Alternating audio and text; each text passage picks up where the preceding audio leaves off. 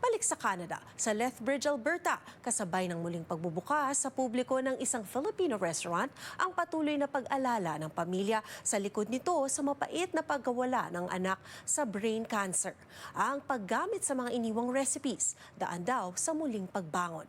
Ang detalye sa report na ito. Gusto ko ituloy yung restaurant kasi yan ang gusto niya. Sa kanya yun. Siyang Yung kuwan niya. inspiration namin para itayo yun.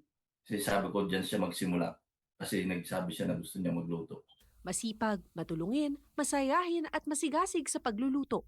Ganyan inilarawan ng mag-asawang Willie at Lisa Malabanan ang kanilang panganay at teenage brain cancer warrior na si Leslie.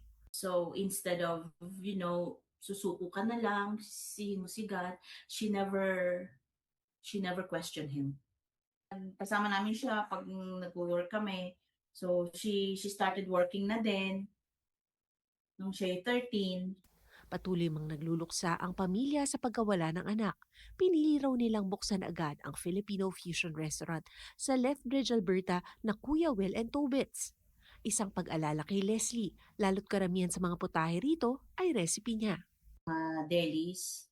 Yeah, she's more on like bread. She likes to cook spaghetti, yung Filipino style, but with a little bit of twist na medyo may konting spice.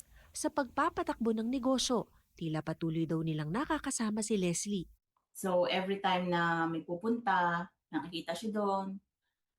So yun, makikichika-chika siya. Yung namimiss din ng mga customers namin kasi medyo outgoing yung anak ko. 60% daw ng kanilang mga customer, mga Albertans at non-Filipinos na curious matikman ang pagkaing Pinoy. Nasa 40% naman daw, mga kababayang binabalik-balikan ang kanilang tindahan para maibsan ang pagka-homesick. Pinakapatok daw sa kanila ang sisig, dinuguan at pansit chami. Mostly ulam. Yeah, favorite nila yung sisig. Yeah, sizzling sisig which I'm surprised kasi yung mga gusto nila yung mga exotic like dinuguan, especially mga Canadians na before namin sila kasi may 'di ba sa menus natin may descriptions. So I'm always asking them, are you really sure, especially pag pork dinuguan yung orderin nila? Because it's made of pork blood stew and they love it. So yeah, pansit. We are the only one here in Lethbridge who are offering like chami. Kabilang din ang kanilang negosyo sa mga inendorso ng Alberta Philippine Consulate na top 30 restaurant sa Canada. Bukod sa buffet spread, nag-aalok din sila ng prefix menu ngayong Abril, bahagi ng kanilang paglahok sa Filipino Restaurant Month.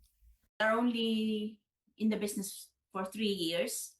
Like we have our anniversary last April 8, which is sadly we're closed that time. Malaki ang pasasalamat ng pamilya na sa kabila ng mga pagsubok na pinagdaanan, naramdaman nila ang pagbabayanihan ng komunidad tulad ng suportang bumuhos ng ma-diagnose noon si Leslie. Umaasa silang ang kwento makakapagbigay inspirasyon din sa mga kababayang humaharap sa matinding pagsubok sa buhay.